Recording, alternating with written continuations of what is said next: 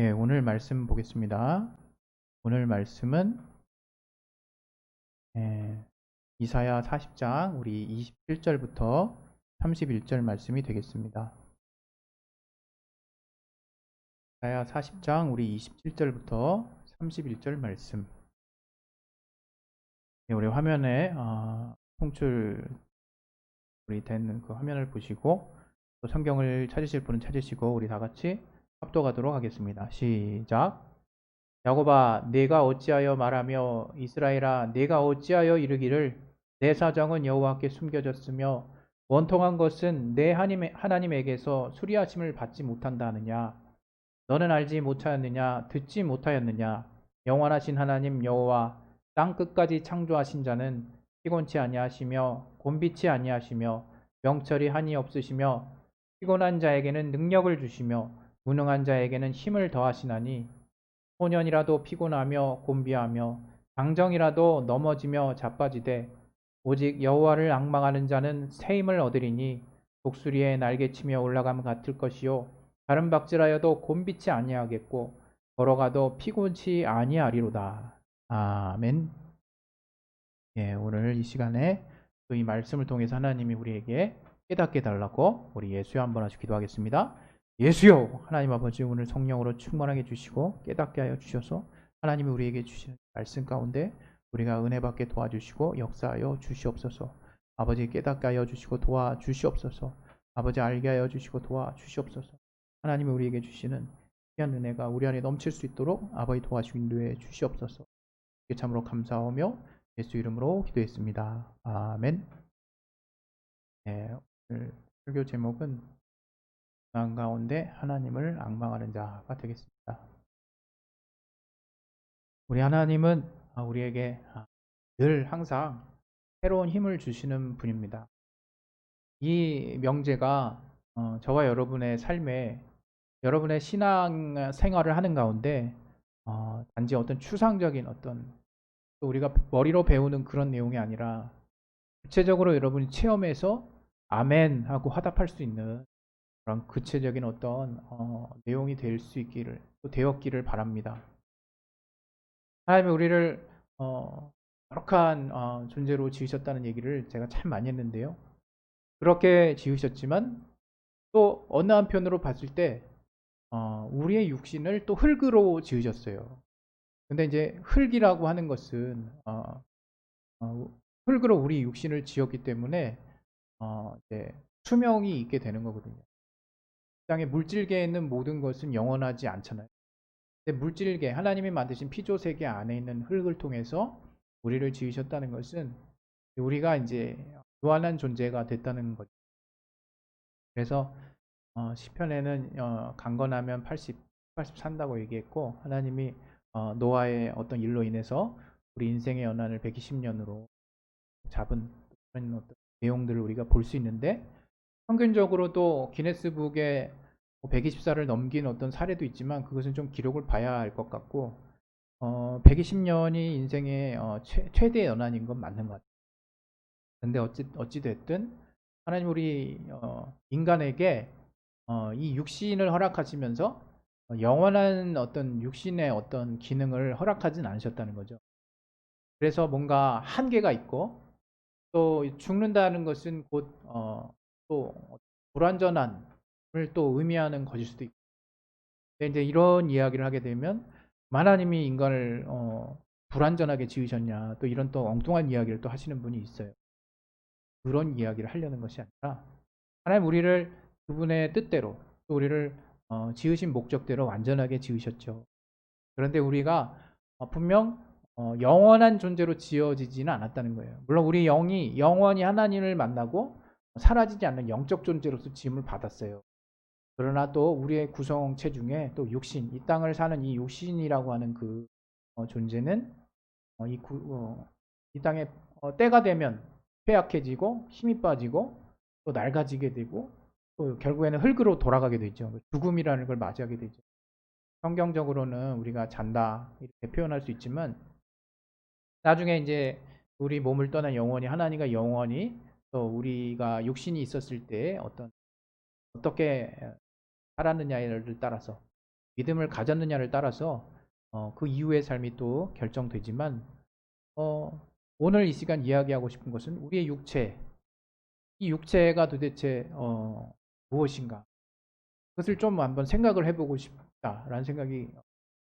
왜냐하면 아마 예수를 믿는 분이든 그렇지 않는 분이든 이제 어렸을 때가 가장 행복한 나날들이 아니었나 이런 생각을 사실은 부인할 수가 없는 거죠. 왜냐하면 우리 아이들을 보더라도 그래요. 그냥 그저 천진난만하게 그냥 낄낄거리고 그냥 재밌어하고, 물론 무료하고 따분한 또 표현도 짓긴 하지만 그것보다는 야, 뭐 이런 걸 가지고 웃기도 하네 이런 생각이 들어요. 근데 제가 잘 생각해 보면 더 어렸을 때도 그래, 나도 정말 저러한 상황을 두고 내가 깔깔대고 기뻐하고 또 마치 뭔가를 세상을 다 가진 것 같은 생각이 들고 만족하고 행복했던 그런 기억들이 많이 있거든요. 근데 지금에 와서는 어떠한 그런 부분들을 제가 생각했을 때 어렸을 때와 같지는 분명히 않다라는 생각이 정말 많이 들거든요. 그래서 이게 나이가 들면 들수록 우리가 또 뭔가 세상을 더 알아가면 알아갈수록 이걸 뭐 속된 말이라 그래야 되나? 쓴맛을 더 본다 그래야 되나요? 그래서 인생이 결코 쉽지만은 않구나 이런 어떤 교훈을 누가 가르쳐 주지 않아도 배우게 됩니다. 그런데 이런 인생에 있어서의 고난은 과연 무엇일까를 한번 생각해 봤을 때 육신이 있으니까 이제 고난이 있는 건데요. 육신의 고난을 우리가 어떻게 봐야 될까? 여러 가지 모습으로 조심스럽게 접근할 수 있습니다. 그 중에 우리 첫사람 아담과 하와가 불순종함으로 하나님 앞에 지은 그 죄로 인해서 하나님이 명령하셨죠. 너희가 그 에덴의 그 행복했던 나날들, 그래서 이제 모르겠어요. 특별히 수고를 얼마만큼 했는지 모르겠지만 어느 정도의 어떤 하나님이 명하신 어떤 직분을 감당할 에덴 동산지기로서의 어떤 역할만 잘 수행하면 너가 먹고 사는 데는 별 지장 없는, 자연이 어, 먹을 것들을 제공해주고 그렇게 살고 있지 않았을까 이런 생각이 드는데 마귀의 게임을 받은 아담이 하와가 또 그 남편에게도 선악을 알게 하는 그 과실을 먹게 해줌으로 말미암아 하나님께 이제 범죄하게 됐고, 하나님이 명하신 그 육신에 속한 땅의 저주가 있어요. 여자에게는 해산의 고통을 이야기하셨고 잉태하는 고통을 더 크게 더한다고 말씀. 그리고 남자에게는 이마에 땀을 흘려야 소산을 얻고 너로 인해서 땅이 저주를 받았다 그랬어요. 그래서 가시덤불과 엉겅퀴를 낸다 그랬거든요. 그래서 우리가 경작을 한다라는 거, 우리가 힘든 노동을 한다라는 걸 어떻게 보면 좀 극단적으로 이게 죄의 결과인가? 이렇게 또 보는 사람도 있어요. 그러나 저는 하나님의 크신 경륜 안에 어떤 이 어떤 인간의 육신의 수고와 노력과 또 생의 삶을 살면서의 얻게 되는 고통들을 종합적으로 한번 이해해 보고 싶고 받아들여 보고 싶은 거죠. 왜냐하면 결과적으로 하나님은 우리에게 그 육신의 그 죄로 말미암는 어떤 일종의 형벌로서 육신의 고통을 분명히 가중시켜 주셨지만 궁극적으로는 이제 우리 영혼에게 우리에게 살 길을 열어 주셨거든요. 뱀은 정말 우리의 발꿈치를 상하게 하고 여인의 후손에게, 또 그 여인의 후손은 뱀의 머리를 상하게 한다라는 그 원시 복음, 예수 그리스도에 대한 복음이라고 우리가 이야기하죠. 그런 복된 소식, 우리의 구원자가 나타나셔서 마귀의 모든 괴계를 물리치고 우리를 구원하시고자 하는 그런 계획을 우리에게 선포하셨거든요. 그리고 성경의 역사를 보면 쭉 하나님이 우리를 뭐 버려두신다든가 방치하신다라는 식의 어떤 개념을 가지고 접근하지 않습니다. 그런데 오늘 이 본문의 내용을 보면 우리가 흔히 저지를 수 있는 실수를 이스라엘이 지금 범하고 있는 모습을 볼 수 있거든요. 이스라엘은 분명 그동안에 수많은 하나님의 그 명령, 하나님의 율법, 하나님이 그렇게 하지 말라고 하는 것들을 이스라엘은 아주 상습적으로 범했을 뿐만 아니라 정말 이방과 결탁하고 또 정말 영적인 간음이라고 할 수 있던 이방의 우상들을 들여오고 또 하나님이 싫어하시는 짓만 골라서 했어요, 솔직히. 그렇게 쭉 이제 불순종한 결과 결국에는 이스라엘의 멸망과 성전이 파괴되고 또 포로로 잡혀가는, 있을 수 없는 이런 일은 우리에게 있을 수 없어. 우리는 하나님의 백성이잖아. 이런 어떤 자긍심과 자부심이 완전 송두리째 이렇게 무너져 버리는 충격적인 일이 벌어졌죠. 남유다나 북이스라엘이나. 그래서 그런 어떤 포로기를 겪으면서 이스라엘은 그런 시간들 동안에 하나님께 어떤 깨달음도 있었지만 우리가 이렇게 해서는 안 되겠다. 그래서 이제 그 신구약 중간기를 거쳐서 많은 하나님을 향해서 새롭게 우리가 접근하려고 하는, 다시금 마음을 새롭게 하려고 하는 어떤 일종의 회개 운동에 지류들이 많이 나타났지. 그 중에 이제 바리새 운동도 있는 건데, 그런 과정에서 이제 그 이스라엘이 어찌됐건 이 어둠의 시간들 동안에 하나님이 왜 우리를 돌아보지 않는 거지? 라는 이제 의문을 이제 가지게 된 거죠. 저들이 이제 고난을 당하고 있는 거예요. 굉장히 육신의 피곤한 삶을 하루하루 이제 겪고 있는 것이고, 이제 그러한 삶들 가운데 있는 거죠. 오늘 같이 나눴던 이 본문의 내용에 처음 시작이 뭡니까? 본문의 내용의 처음 시작이 이렇게 하나님이 이제 물으신다고 봐야죠. 야곱아, 이스라엘아, 네가 어찌하여 말하며 이스라엘아, 네가 어찌하여 이르기를 내 사정은 여호와께 숨겨졌으며 원통한 것은 내 하나님에게서 수리하심을 받지 못한다 하느냐. 그러니까 이스라엘의 지금 현재 이 답답하고 이 억압되고 이 정말 힘든 사정을 하나님이 이제 보지 않고, 또 원통한 일들이 있는데 하나님께 이러한 것들이 고침을 받지 못하는, 하나님이 관여하시지 않는 것 같은 그런 원망이 이제 가득 쌓여 있는 거죠. 그때 이제 하나님께서 이야기하시는 내용이 이제 본문이에요.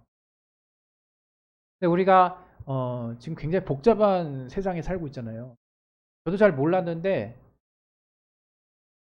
왜 이렇게 많은 생각을 하면서 살아야 되지? 라는 생각은 어느 날 갑자기 들더라고요. 비단 뭐 각종 세금을 내는 것뿐만 아니라 제가 좀 몇 가지 찾아봤는데, 여러분도 한번 생각을 해보세요. 요즘에 우리가 다른 나라까지 생각하면서 우리의 삶을 생각한 적은 없었잖아요. 과거에. 물론 외세 침략 뭐 이런 거를 따지면 할 말 없지만 어찌됐건 우리의 일상적인 삶 가운데 뭐 지금 사실 이미 오래됐죠. 그 어느 나라발 미세먼지 때문에 우리가 굉장한 심적 고통, 사실 육체적으로 굉장히 국민 건강에 아주 심각한 문제를 사실 야기하고 있어요. 이게 폐질환이 엄청 무서운 거잖아요. 예전에 가습기 사건으로 인해서 야금야금 그 폐가 섬유화되는 그 물질이 들어있는 가습기 성분을 마시고 정말 원인도 모른 채 청결한 환경을 추구하고자 했던 많은 사람들이 죽었잖아요. 또 우린 또 지금 이제 워낙 다양한 종류의 음식을 먹다 보니까 다양한 모습의 생산품을 먹다 보니까 이제 분리수거, 이게 이제 일상화됐죠. 분리수거. 그리고 우리가 이제 인스턴트 식품이라든가 건강에 사실 가공식품을 많이 취하게 되니까 이제 당뇨병, 아주 젊은 사람들이 당뇨병 걸린 사람들도 많이 있다고 그렇게 제가 알고 있거든요. 또 여러 가지 또 이제는 과학의 기술의 발달로 대량 생산이 가능해졌고 어떤 재배 기술도 혁신적으로 좀 발전해서 유전자 재배 이제 식물이 나오고 있잖아요. 농업작물. 그것을 지금 허용해 가지고 어느 것이 지금 판매되고 있는지, 물론 이제 뉴스에 보도되고 나라에서 제한을 걸고 뭐 국민 의견을 수렴하고 하는 절차들이 있겠지만 미래의 어느 시점에는 검증된 유전자 조작 식물을 우리가 마음껏 또 먹는 날들이 올 거예요. 그것은 그들은 검증됐다고 얘기하지만 이게 어떻게 우리 몸에 영향을 끼치는지는 아무도 모르는 거죠. 그냥 이게 과연 과학을 통한 축복일까 아니면 저주일까 아무도 모르는 거죠. 또 어떻습니까? 몇 년 전에 후쿠시마 또 우리 이웃 나라가 지진 때문에 큰 고통을 겪었죠. 그로 인해서 방사능이 유출됐어요. 그 방사능 오염수가 지금도 문제죠. 원래 이렇게 폭풍이나 큰 태풍이 일어날 때마다 몰래 바다에 버린다는 설도 있고 실제로 일부가 유실됐다라는 보도도 있고, 바다가 아무리 넓고 자정작용이 크다고 해도 인간이 만든 절대 그 스스로 폐기 불가능한 수십만 년이 걸려야 이게 뭐 아주 작은 분량이 이게 소실된다 그러나요? 이게 분해된다 그러네. 그럴 정도로 엄청난 플라스틱과 더불어서 방사능 물질이 바다로 흘러 들어갔다 이거. 바다 물고기에 우리는 그래서 자연적으로 이 공기 중에 정말 몸에서 자연적으로 흡수하는 방사능량이 분명히 있대요. 방사선에 노출 안 될 수는 없다 그러는데. 근데 이제 정상치 이상의 인간이 만들어낸 이제 방사능에 우리는 이제 노출돼 있는 거죠. 이렇게 몇 가지 예만 들었지만 우리가 예전에 정말 생각할 수도 없는, 생각할 필요도 없는 내용들을 우리는 지금 생각하면서 고민하면서 살고 있어요. 물론 이전보다 너무나 많은 부분에 있어서 혁신적이고 편리하게 된 삶의 질 때문에 지금 이렇게 그냥 무작위로 몇 가지 예를 들어서 비교하기는 정말 힘든 우리의 삶의 어떤 규모가 분명히 있습니다. 그러나 분명한 것은 우리의 삶에 너무 이제 생각할 것들이 많고 또 우리가 이제 정말 이전에는 생각지 못했던 다양한 형태의 어떤 피곤한 일들이 우리 앞에 쭉 늘어서 있는 거예요. 그래서 저는 한때는 이런 생각을 해봐요. 아, 이게 스마트폰이 좀 없었으면 좋겠다. 이런 생각이 들 때가 있었어요. 왜냐하면 요즘 뭐 딱히 뭐 연락 올 때도 많이 없지만 그냥 예전에 그냥 편리하다고 생각해서 아, 그 삐삐 한번 가졌으면 좋겠다. 대학교 때 누가 또 정말 이 뭐라 하나요? 사택 아니 모토롤라 그 삐삐를 딱 혁대에 차고 있는 걸 보면 그렇게 부럽더라고 그게. 그래가지고 이제 그걸 딱 차고 있으면 이게 시도 때도 없이 울리는 거죠. 이게. 삐빅 삐빅. 근데 신기한 거 그때 막 강의실 이쪽 저쪽에서 삐빅 삐빅 막 울리는 거지. 근데 그땐 그게 유행이었고 그게 막 멋이었고 일종의 자기를 자랑하는 어필하는 어떤 모습 중에 하나였던 것 같아요. 제 기억에. 근데 조금 더 가니까 이게 이제는 전화기를 유선이 달린 전화기를 쓰는 줄 알았더니 스타텍이라고. 그 스타텍 전화기 얼마나 그 옛날에 폼났는지 몰라요. 그 전화기를 쓰는 모습들이 얼마나 또 그렇게 또 부러웠는지. 지금 이제 스마트폰 안 쓰는 사람 거의 없죠. 도리어 이제는 이제 과거의 향수병이 이제 생겨서 휴지폰을 선호하는 분도 있다 그러더라고요. 어찌됐건. 근데 지금 돌이켜 생각해 보면 이제 이 스마트폰이 삶에 엄청난 어떤 편리함을 제공해 주고 있지만 이제 그것으로 인해서 이제 나 혼자서 평안하게 즐길 수 있는 그 뭐랄까요?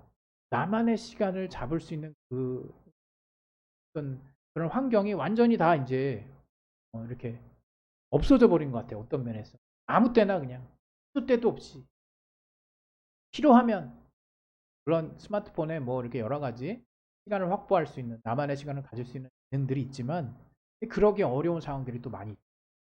그러면서 도리어 이 생활의 편리함이라고 하는 게 나로 하여금 평안과 또 기쁨과 또 소소하게 즐겼던 어떤 자유들을 박탈해가는 느낌마저 들 때가 분명히 있어요. 이게 지금의 시대를 어떻게 받아들이고 정말 해석해야 될지는 잘 모르겠지만 그만큼 지금 우리가 사는 시대는 정말 쉽지 않은 우리가 지금 시대를 살고 있는 것 같아요. 그래서인지 또 삶에서 옛날에는 겪지 못했던 다양한 종류의 어려움이 우리를 더 때로는 머리 아프게 만들기도 한다라는 생각도 듭니다. 어찌됐건 지금 우리가 사는 사회에 그냥 우리가 노출돼서 하루하루를 사는 것 자체도 여러분 잘하시는 거라는 생각이 정말 훌륭하게 하루를 잘 사시는 거라는 생각이 네, 이 사회에 지금 내가 적응하고 있는 모습 그 하나만으로도 우리가 하루하루 많은 일을 해내면서 하루를 보내고 있다는 것에 칭찬을 좀 해줬으면 하는 생각이 사실 듭니다. 예, 이처럼 우리가 굉장히 정말 세상에 일상적으로 사는 삶에서조차도 피로감이 많이 쌓여 있는데 거기다가 한술 더 떠서 이 인생이라고 하는 것이 성경에서 말하는 인생이라고 하는 것이 또 이 원죄의 관점으로 정말 이렇게 투영해서 보더라도 우리의 삶에 굴곡이 있을 수밖에 없는 삶이라는 거죠. 고난이 있고 또 역경이 있고 또 그로 말미암는 피로감이 계속 우리에게 쌓여 있을 수밖에 없는 그런 삶을 우리가 지금 살고 있어요. 그럼 이때 정말 내게 진정한 도움이 되는 것은 과연 무엇인가를 봤을 때 여러분 그것을 분별하는 것도 좀 쉽지가 않아요. 우리는 그리스도인이라서 그냥 하나님이 내 도움이시다라고 믿고 그렇게 산다라고 얘기들 하시지만 정작 하나님의 도움을 정말 제대로 받고 사는 분이 얼마나 되어 있는지 참 궁금해요. 왜? 하나님과의 긴밀한 만남과 사귐이 일단은 일반적으로 많이 없고 또 하나님의 도우심을 받기 위한 하나님이 기대하시는 조건에 부합하는 사람도 별로 없다 이거예요. 그 조건이 까다로운 것도 아니거든요. 마치 이제 이런 거죠. 오늘 하나님은 이 여러 가지 정말 복잡 다난한 이 세상에 사는 우리들 가운데 또 우리의 원죄로 말미암는 이 육신의 어떤 많은 어떤 무게를 가진 우리들에게 분명히 구원의 길을 여셨고 그것이 단지 영혼의 구원만이 아니라 이제 예수로 말미암아 우리의 삶에 새로운 힘이 부여됐다라고 하는 것을 아는 사람이 의외로 많지 않아요. 그냥 신앙은 신앙, 삶은 삶 이렇게 딱 떨어뜨려서 생각하는 사람은 많지만 그래 내가 정말 그래도 예수 믿고 내 영혼이 결국 마지막에 구원은 받잖아. 이런 무슨 약속 열쇠 하나 쥐고 땅을 되게 고난의 연속 땅은 원래 고난이잖아 이러면서 굉장히 무거운 심령으로 사는 사람들이 의외로 많다 이거죠. 물론 저도 거기서 뭐 완전 예외다 이렇게 말씀드리려고 하는 건 아닙니다. 그러나 제가 확실히 발견하고 알게 된 사실은 하나님은 우리의 새 힘이 되신다는 거예요. 이 본문의 내용처럼 얘기하면 독수리가 날개쳐 올라가는 거 여러분 다큐멘터리 같은 데서 동물의 왕국 같은 데서 보신 적 있어요? 쫙 저공 비행해가지고 날개쳐 올라간다는 건 어떨 때 딱 보면 되냐면 토끼나 쥐 같은 걸 딱 발톱으로 움켜잡고 이제 공중으로 다시 비상할 때 그 모습 슬로우 모션으로 찍은 동물의 왕국 같은 데 보면 그런 이제 장면들이 나오거든요. 그때 파닥파닥 되는 그 날개를 보면 가까이서 이제 클로즈업해서 보여주는데 엄청난 이제 힘이 들어가는 거죠. 처음 이렇게 날아가려고 거기다 무게감이 있는 것까지 발톱에 졌어. 그리고 비상을 합니다. 이제 날아 올라갑니다. 엄청난 중력의 방해를 받고 거기다 이제 먹이까지 있어요. 근데 날개가 엄청나게 크건 뭐 길게는 뭐 3m까지 되는 독수리도 있다고 그래요. 날개 길이만. 그 날개를 퍼덕퍼덕 대면서 그냥 힘있게 이제 올라가는데 올라가지는 거죠. 이렇게 단계적으로 딱 이런 식으로 올라가지는 거죠. 엄청난 힘이 들 거예요. 그 중력을 이기고 올라가려면. 그것처럼 바로 여호와를 하나님을 앙망하는 자, 하나님을 우러러 바라보는 자, 다른 말로 이 본문의 내용대로 그 히브리어 내용대로 하면 끝까지 기대하고 의지하고 믿는 자는 바로 독수리의 날개쳐 올라간 같이 그런 힘을 얻을 거라는 거예요. 그리고 또 뭐라고 얘기하고 있습니까? 또 다른 박질해내도 곤비치 않대요. 뭔가 힘이 쭉 떨어지거나 힘 빠지지 않는다는 거예요. 또 걸어가도 계속해서 걸어가도 피곤치 않는데 아니 이게 뭘 말해? 우리 영혼이 뛰어가도 우리 영혼이 걸어가도 또는 우리 영혼이 어떤 일을 향해서 힘을 낼 때 그때 영혼에 힘을 주신다라는 그런 의미인가요? 이게 단지? 그게 아니라 우리 영혼이 이걸 띄어서 설명할 수 없듯이 바로 하나님을 앙망하는 여호와를 앙망하는 하나님을 정말 우러러 바라보고 본문의 본래 의미대로 끝까지 기대하고 그 하나님을 끝까지 바라보는 자는 그 하나님으로부터 엄청난 삶의 힘을 부여받는다는 거예요. 여러분 우리는 살면서 그렇게 하나님이 주시는 그 힘을 사용할 수 있어야 돼요. 여러분 인생은 이제 우리의 죄의 결과이든 또 이 육신의 한계가 있는 그 모습 때문에 일어나는 일이든 또 우리의 잘못된 선택 때문에 벌어진 일이든 이 세상이 너무 복잡해가지고 생각할 게 너무 많아서 피곤해졌든 우리 육신이 있는 이 땅의 피조계의 삶은 예수를 믿든 그렇지 않든 굉장히 힘든 삶을 살 수밖에 없어요. 기쁜 순간은 확률로 따지면 사람마다 이제 어떻게 상황을 받아들이냐에 따라서 다르게 느낄 수 있지만 육신이 피곤하고 힘든 상황은 살면서 계속 일어날 것 같아요. 계속. 이것이 없었으면 하는 생각을 가지고 살려면 그냥 가끔가다 제가 또 이렇게 물론 정말 거의 보지도 않지만 이렇게 자연으로 들어가서 사는 사람들이 있어요. 산속이나 바다나 주로 산이 많죠. 정말 그분들은 병이 있었는데 산에 가서 치유를 받는 사람들이 많더라고요.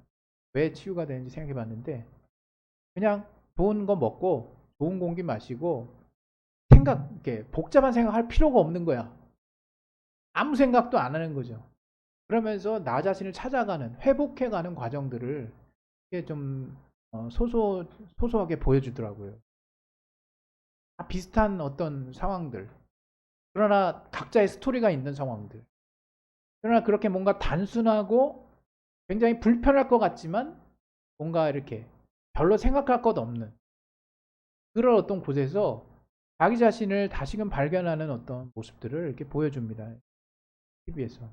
그런 걸 보면 그래 참 이게 원래 우리가 어떻게 보면 잃지 말아야 할 어떤 부분들인데 우리가 너무 많이 이런 나 자신에 대한 내가 뭔가 나 자신만의 시간을 갖는 것에 대한 가치들을 많이 잃어버리고 사는구나 이런 생각이 들 때도 있는.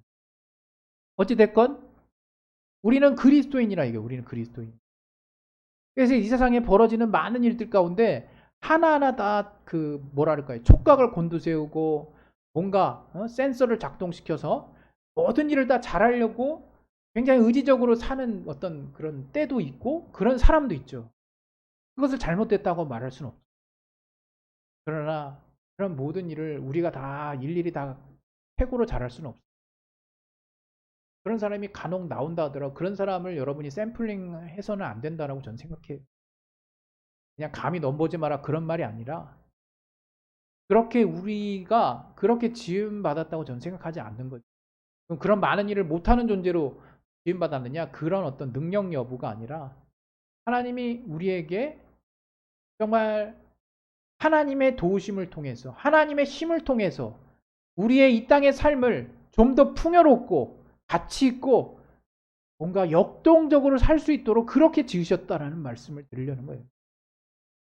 바로 주님을 앙망하는 자. 지금 이 이스라엘은 아마도 정말 이스라엘의 가장 어두운 시기를 보내면서 이스라엘 사람들이 원망하는 그런 내용들 가운데 하나님의 대답을 지금 표현하고 있는 건데 여기 이 내용을 집중해서 보게 되면요. 야, 이거는 엄청난 힘을 얻을 수 있겠다는 생각.